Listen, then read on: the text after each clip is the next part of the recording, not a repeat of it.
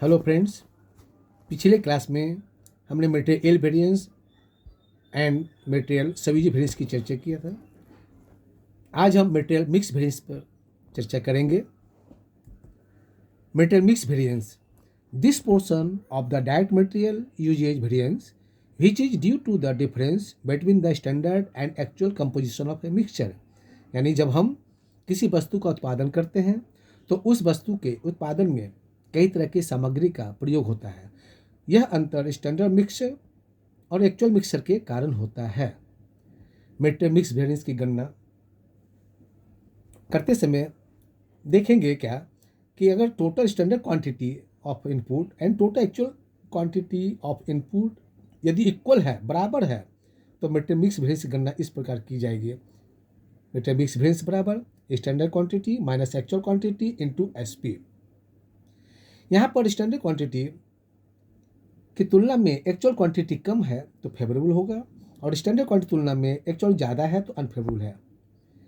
जब total standard quantity of input और total actual quantity of input जब बराबर होता है तो रिवाइज स्टैंडर्ड क्वांटिटी निकालने की आवश्यकता नहीं है, जो इसी एग्जाम्पल में दूसरा सूत्र और करके लिखा गया है, revise standard quantity minus actual into S P.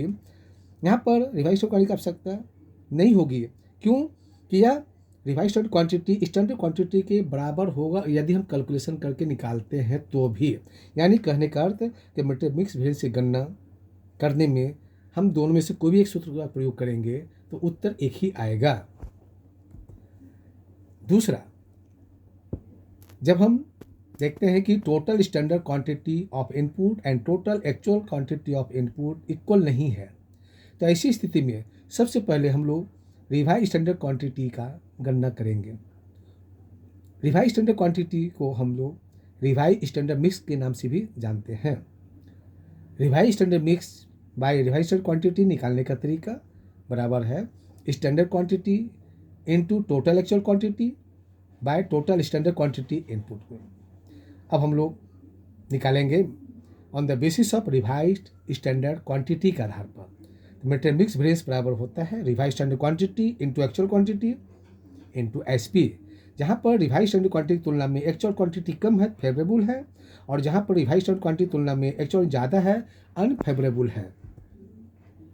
और on the basis of revise standard mix material mix variance, इसका फॉर्मूला है standard cost of revise standard mix minus standard cost of actual mix. यहाँ पर standard cost of revise standard mix की तुलना में standard cost of actual mix कम लगता है तो फेवरेबल है, और अधिक लगता है तो अनफेवरेबल है। इसे हम एक सम्स के द्वारा स्पष्ट करेंगे, जो हमने पिछले सम्स में मटेरियल वेरिएंस की चर्चा करने के लिए लिया गया था। उसी सम्स के आधार पर हम लोग मटेरियल मिक्स वेरिएंस की चर्चा यहाँ करेंगे, जहाँ पर स्टैंडर्ड कॉस्ट और एक्चुअल कॉस्ट दिया हुआ है, और इस प्रश्न में मटेरियल की जो मिक्सचर है एक्स वाई जेड, 3 तरह के मिक्सचर्स हैं, और टोटल हमारा स्टैंडर्ड 12,000 क्वांटिटी लगता है और एक्चुअल में हमारा 13,200 लगता है। इस प्रश्न में प्रोसेस लॉस भी दिया गया है, जो स्टैंडर्ड हमारा 10% है और एक्चुअल 2,400 है।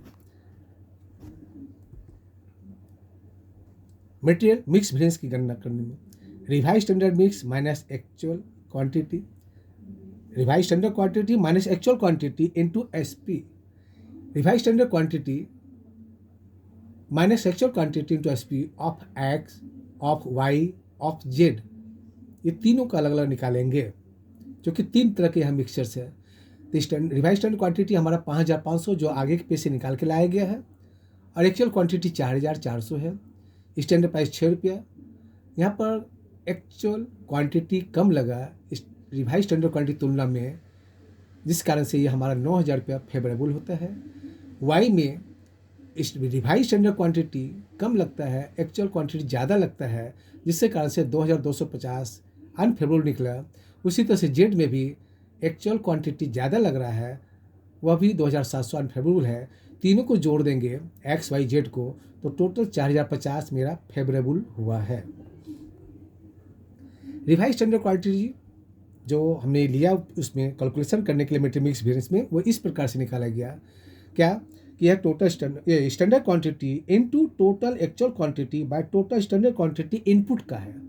यानी 5,000 हमारा एक्स का है स्टैंडर्ड क्वांटिटी गुना 13,200 टोटल एक्चुअल क्वांटिटी इनपुट का लिया गया है by 12,000 total standard quantity input से लिया गया है। कैलकुलेट करने पर 5,500। इसी प्रकार से वाई का और जेड का ज्ञात करेंगे। यहाँ पर एक बात हमेशा रिमेंबर देना है क्या कि जब हमारा डिफरेंस होता है एक्चुअल आउटपुट और स्टैंडर्ड आउटपुट में, किसमें तो एक्चुअल आउटपुट और स्टैंडर्ड आउटपुट में अगर अंतर है तो हम मटेरियल कॉस्ट वेरिएंस ज्ञात करते समय सबसे पहले हमेशा ध्यान रखेंगे कि standard quantity of actual output on the basis of output calculate करेंगे। कहने का अर्थ कि मटेरियल कॉस्ट वेरिएंस की गणना जब हम करते हैं जहाँ पर एक से अनेक मिक्सचर्स हों और देखते हैं आउटपुट हमारा इक्वल नहीं है, ना तो स्टैंडर्ड क्वांटिटी का उत्पादन ना ही एक्चुअल का, ये दोनों ही आउटपुट अगर हमारा इक्वल नहीं है तो हम हर हालत में मटेरियल कॉस्ट वेरिएंस की गणना करते समय कैलकुलेट करेंगे standard quantity of actual output on the basis of output. To be continued.